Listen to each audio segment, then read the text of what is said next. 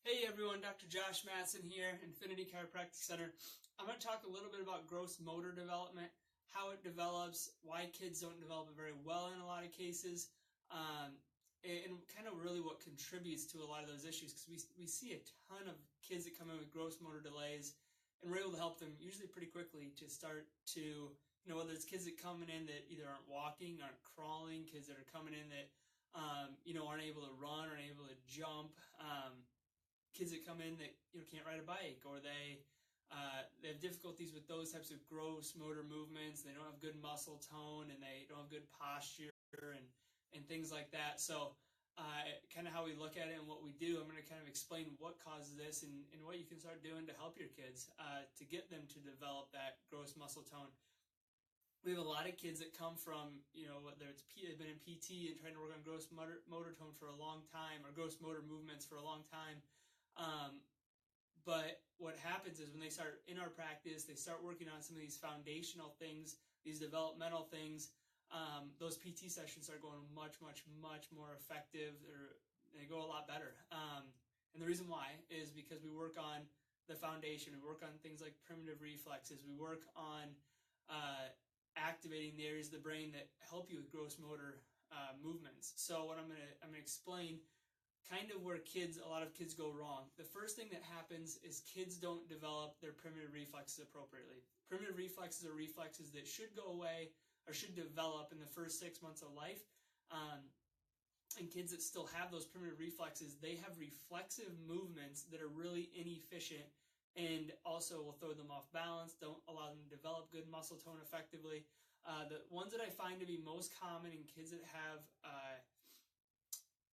gross motor movement issues, first and foremost, there's what's called a tonic labyrinthine reflex.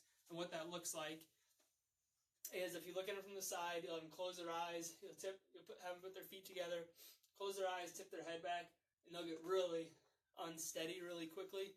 Put their head down, they'll get really unsteady. And if they're sitting here like this, with their eyes closed, they're usually pretty good. Then once you start to activate what's called their vestibular system, they get real unsteady.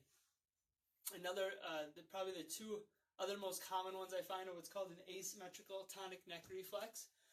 This one will have a lot to do with stuff like eye tracking. It has a lot to do with handwriting. It has a lot to do with balance, like the kids that are always falling over, look like they're hitting slick spots all over the room, and they're very clumsy. This will typically be a reflex that's present. What'll happen is you'll put them on their hands and knees. They'll turn their head, and their arm will want to start falling out. This arm will want to start falling. It'll turn, it'll fall out. You'll turn it more. You'll turn it again. It'll fall out more. And then the other side, the same thing will be true. And when you test it, make sure that you drop their low back down as far as you can, or as far as they can. A lot of these kids won't even be able to drop their low back down. Another one that you can test while they're in this position is called a symmetrical tonic neck reflex. You'll put them on their hands and knees like this. You'll drop their low back down, and a lot of them, their arms will already start to fall out like this. They can't resist that as soon as you start to push their low back down. And then when you tip their head down like this, they'll drop out completely. Those are all reflexes that should go away usually within the first 6 months. Some of them will go a little bit longer, but they should be gone by 8 months for sure. And those reflexes, they're really important for helping to start the development of the brain, but they should go away to allow your child to start to move effectively and move efficiently. An asymmetrical tonic neck reflex, what happens when the kids are starting to walk or things like that is they'll turn their head, and reflexively they'll extend everything on this side and they'll flex everything on this side. So they'll, that's the kid that's running around and playing soccer, and they look like they're on the ground more than they're running, is because every time they turn their head, they get tipped off balance. So what you got to do with these kids, first and foremost, you got to get rid of their primitive reflexes. And then secondly, you got to redevelop the systems that those primitive reflexes are supposed to develop.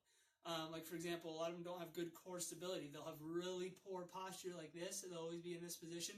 That's because their muscle tone in their back never developed effectively to get them to stand up straight.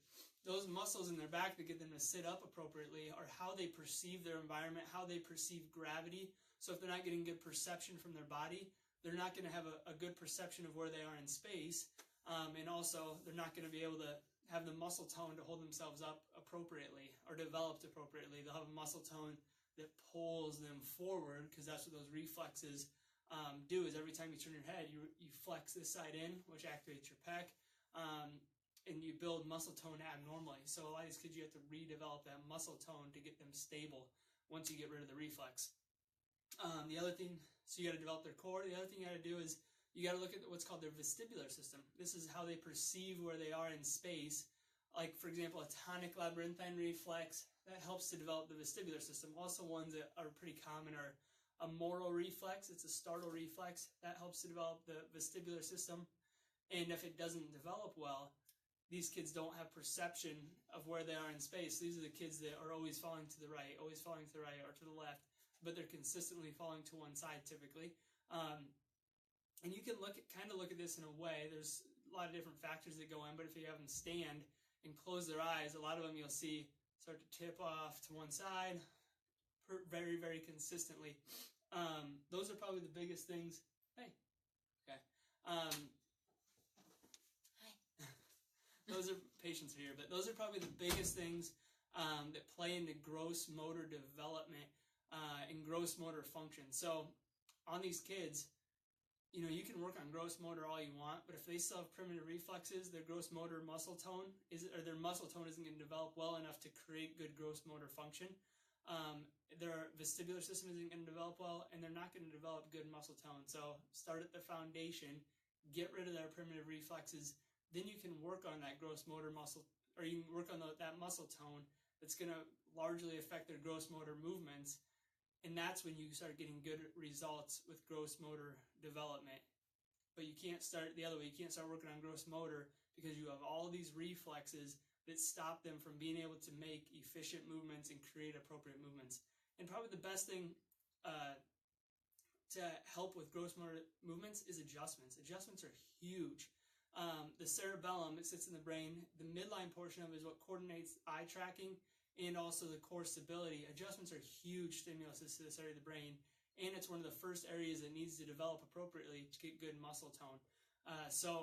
And give them better perception of where they are in space, because we're able to activate the muscles that help you perceive that. But anyways, I hope this helps some people. If you have any questions, post, private message us. We're here to help in any way. Have a great day.